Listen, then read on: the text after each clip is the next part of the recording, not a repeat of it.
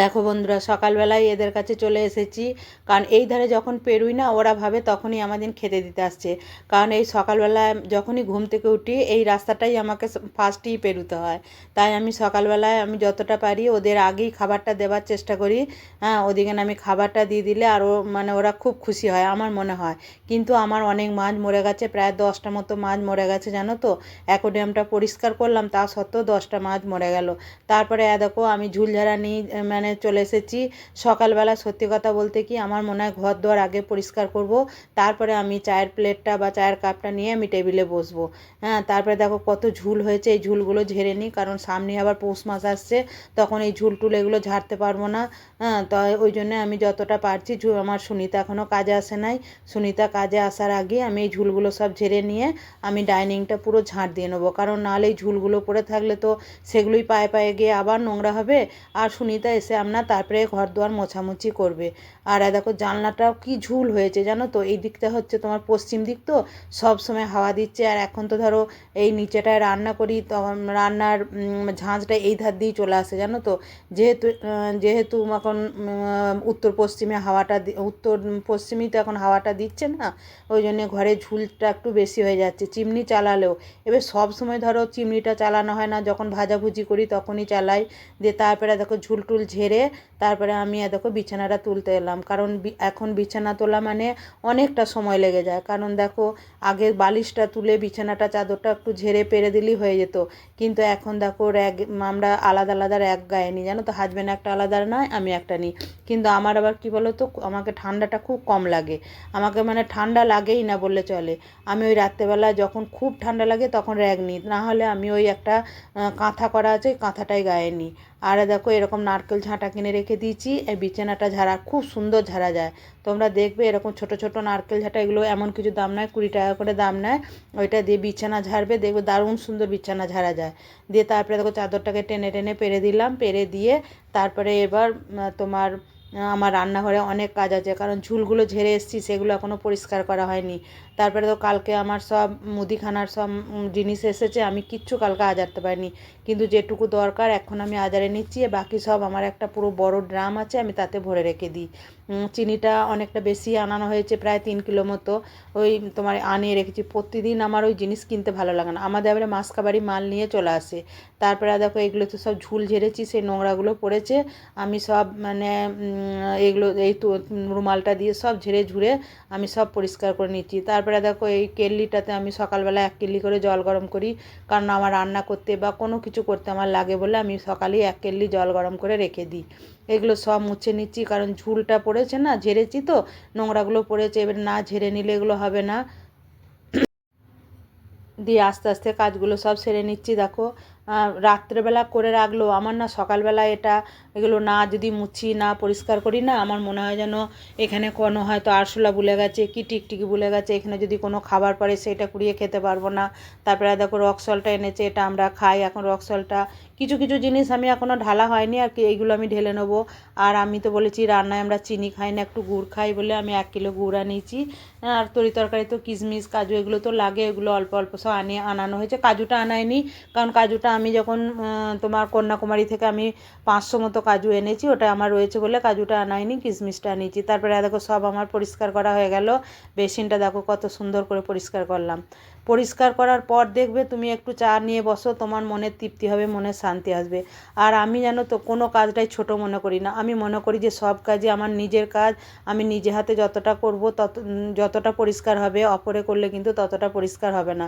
ওই জন্য আমি কাজ করতে ভালোবাসি, আমি কাজের মধ্যে থাকতেই ভালোবাসি।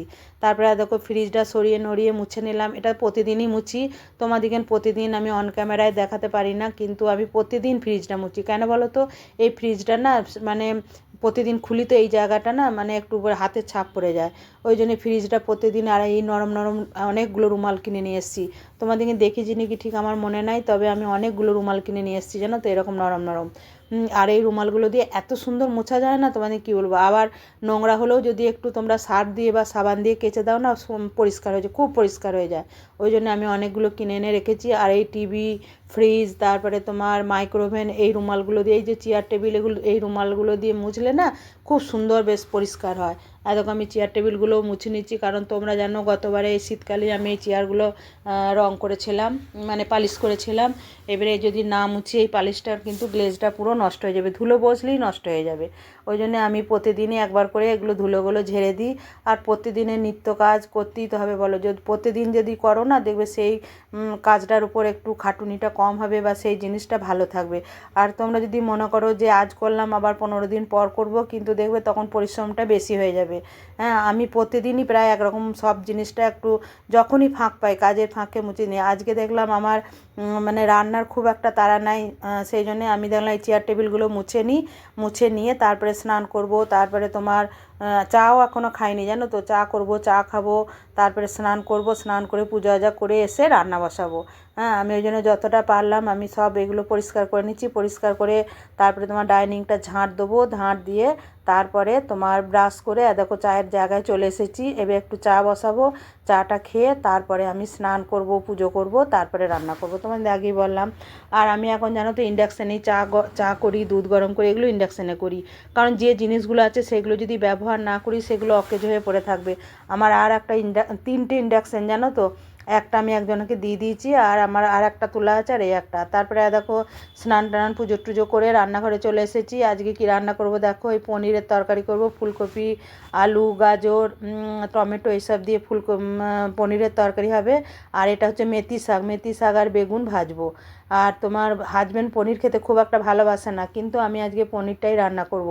প্রতিদিন মাছ মাংস ভালো লাগে না জানো তো, আর ডিমটা তো আমি খাই না। সেই জন্যে আজকে হাজব্যান্ড বলে তাই করো, আমি আজকে পনিরেরই তরকারি করব। আর দেখো আমি মেথি শাকটা কী করে ভাজি জানো তো, এই যে তোমার বেগুনটা আগে ভালো করে ভেজে নেবো জানো তো, দিয়ে তারপরে দেখো কালো জিরে আর শুকনো লঙ্কা ফোড়ন দেবো। কালো জিরে আর শুকনো লঙ্কা ফোড়ন দিলে না, মানে যে তরকারি তুমি মানে দেবে, কালো জিরে ফ্লেভারটা খুব ভালো। আর কালো জিরে ফোড়ন দিলে না সেই তরকারির দ্বিগুণ মানে টেস্ট হয়, আমার তো মনে হয়। তোমাদের কেমন কী মনে হয় আমি জানি না, কিন্তু আমি দেখো কালো জিরে ফোড়ন দিয়ে আমি মেথি শাকটা আজকে রান্না করব।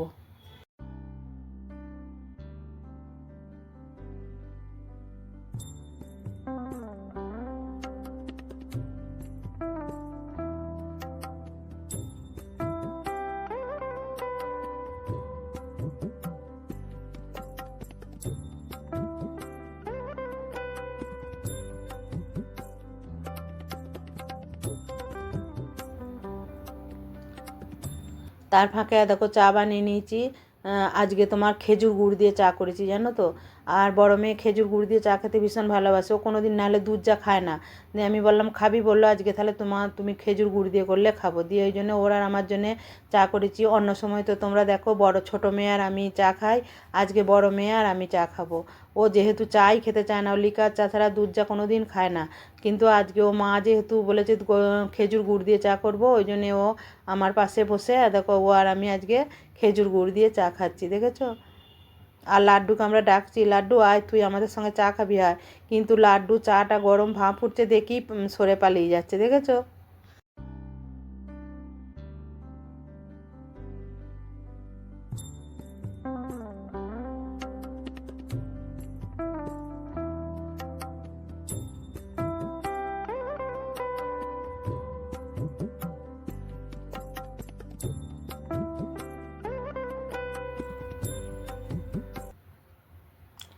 চলো চাট তো খাওয়া হলো, এবার রান্না করে নেবো।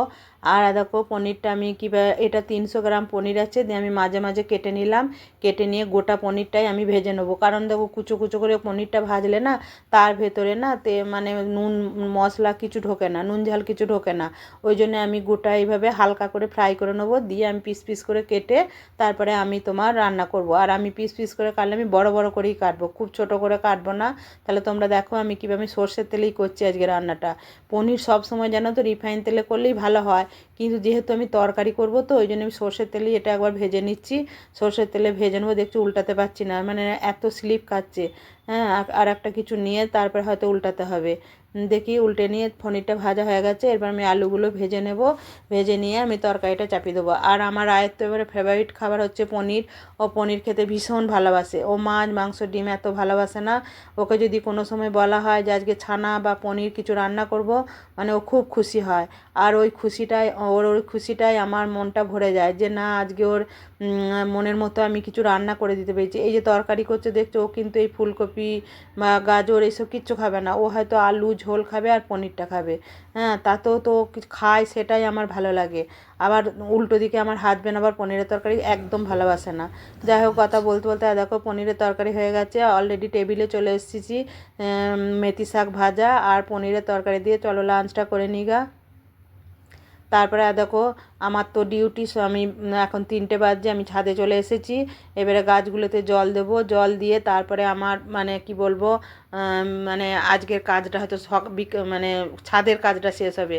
আর পিটুনিয়া গাছগুলো কি সুন্দর হয়েছে দেখেছো, একটু সার দিয়েছিলাম, খুব সুন্দর হয়েছে। আর 2-1 দিন পরই মনে হচ্ছে যেন কুঁড়ি অল্প অল্প এসছে। তবে এত তাড়াতাড়ি আমি ফুল নেব না বলে আমি কুঁড়িগুলো কেটে কেটে ফেলে দিচ্ছি।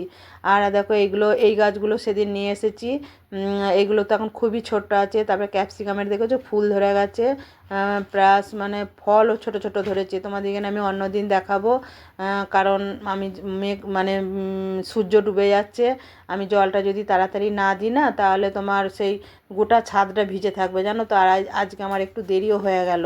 আর শাকগুলো কি সুন্দর বেরিয়েছে দেখেছো, খুব সুন্দর শাকগুলো বেরিয়েছে।